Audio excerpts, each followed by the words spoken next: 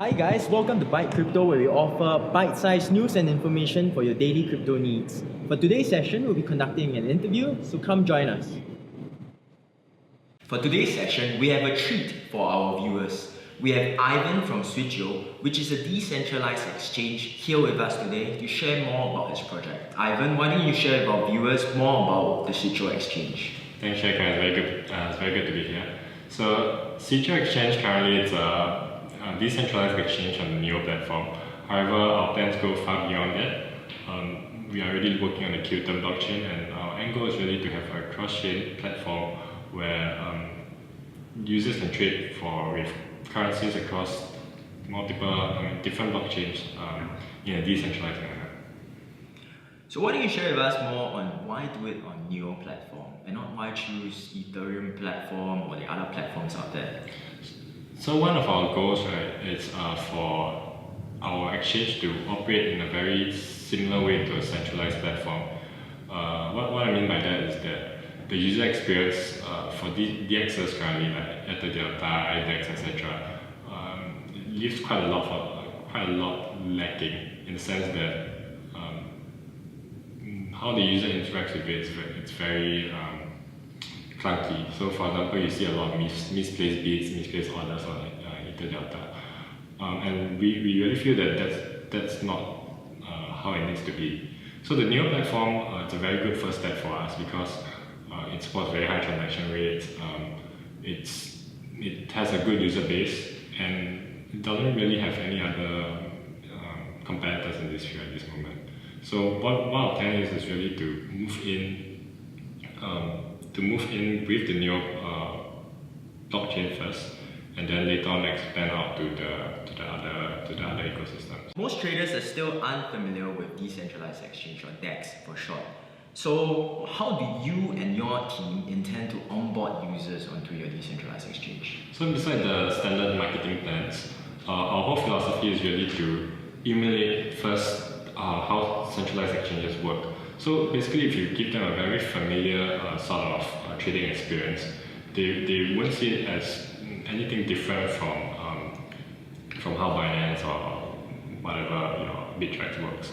So that's the first thing. We want to keep the user experience as familiar as possible, as comfortable as possible.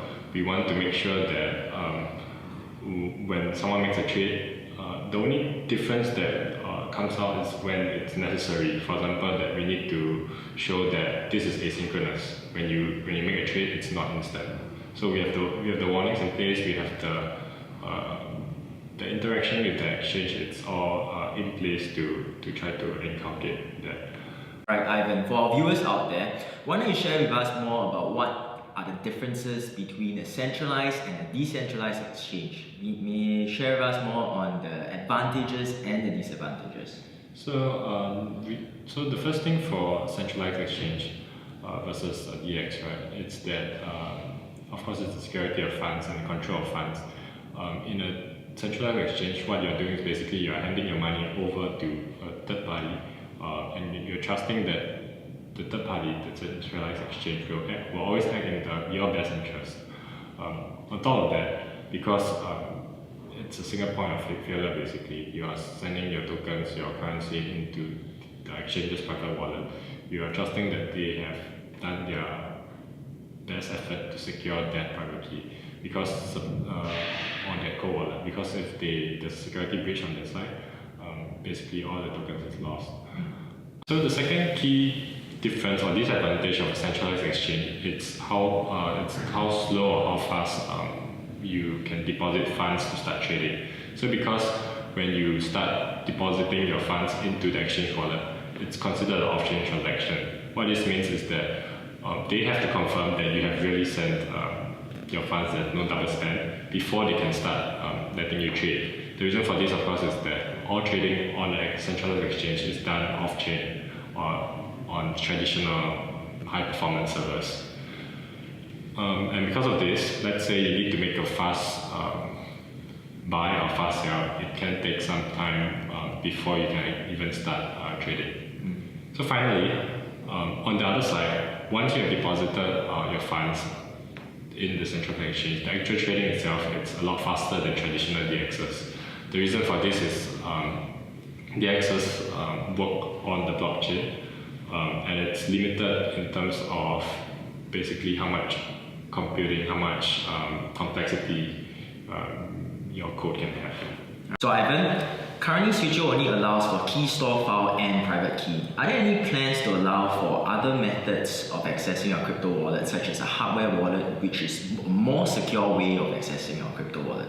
Of course. In fact, once we are done with that, we recommend all our users to use hardware wallets when trading on our platform. This prevents situations where you actually type your private key into another exchange's website and then your whole private key is lost. Your whole wallet is compromised. Right now, we are actually working on the Ledger software itself to upgrade it to support U2F, which is the protocol that's required for browser connections. Cool. So in the roadmap, there are plans to incorporate Ethereum and Qtum into the Switcheo platform. Can you briefly describe how are you going to achieve cross-chain transactions between your Ethereum and Qtum blockchains? So that's two main strategies for this. We're still researching and exploring what are possible avenues. The first one is of course to have a Switcheo token on every blockchain that we are on, and then we do the atomic time lock swap, meaning you swap one Switcheo Neo for one Switcheo Ethereum, and then that's your base of transferring value from one blockchain to another. On top of that, the second strategy is to actually use a full-fledged cross-chain protocol such as OneChain or maybe even Loopring. So Loopring has a similar strategy to us, but as I say, we're still in the R&D phase for this. Alright, thank you Ivan for joining us today for today's interview. We have learned much about the Switcheo exchange and answered most of our questions. So for our viewers out there, if you have any questions for Switcheo, remember to leave a comment in the comment box, or if you have liked our videos so far and would like to stay tuned for more regular updates, remember to click the subscribe button and remember to subscribe to Byte Crypto. Thank you very much Ivan, and thank you our viewers for attending today's session. Thank you! Take care.